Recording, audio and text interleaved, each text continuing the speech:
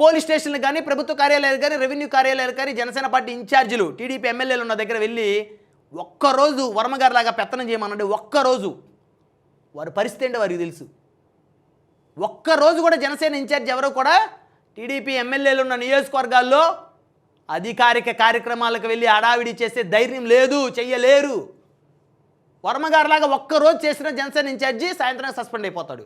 కాబట్టి పొత్తు ధర్మం అనేది ఇద్దరికీ ఒకటే. ఈ విధమైనటువంటి ప్రవర్తన ఈ విధంగా ఉంటే గ్రౌండ్లో కూడా జనసేన పార్టీ డీఫేమ్ అవుతుంది. ఇదేంటిది బానిసత్వం చేయాలా 15 ఏళ్ళు మనం అనేటువంటి అభిప్రాయం ఆ కేడర్కి వస్తుంది.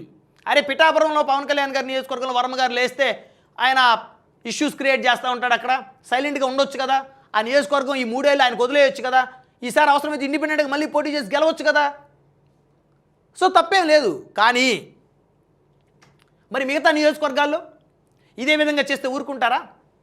ఆ పరిస్థితి ఉండదు కదా. మిగతా జనసేన ఇన్ఛార్జీలకి ఏమనిపిస్తుంది, ఇక్కడ టీడీపీ ఎమ్మెల్యే ఫస్ట్ టైం గెలిచిన ఎమ్మెల్యే దగ్గర కూడా మేము పెత్తనం చేయాలి, మాకు కూడా భాగస్వామ్యం ఉంది అని చేయాలని అనుకుంటే ఊరుకుంటారా మమ్మల్ని? అరే మా అధినేత నియోజకవర్గంలోనే మరి అక్కడ టీడీపీ ఇన్ఛార్జి ప్రతి అంశంలోనూ అడ్డొస్తా ఉన్నాడు, తన అజమాయిషీని చలాయించే ప్రయత్నం చేస్తూ ఉన్నాడు. మరి ఇక్కడ కనీసం మొదటిసారి ఎమ్మెల్యే అయిన టీడీపీ ఎమ్మెల్యే దగ్గర మేము జనసేన ఇన్ఛార్జీలో మేము అట్లీస్ట్ మా హక్కులను మేము వాడుకోవాలనుకున్నా, మేము కూడా ప్రభుత్వంలో భాగస్వాములే కాబట్టి ప్రభుత్వ కార్యాలయాలకు వెళ్ళి మేము కూడా మా కార్యకర్తల కోసం నోరు విప్పాలనుకున్న ఆ పరిస్థితి లేదే మాకు అని చెప్పేసి మదన పడిపోతూ ఉన్నాడు.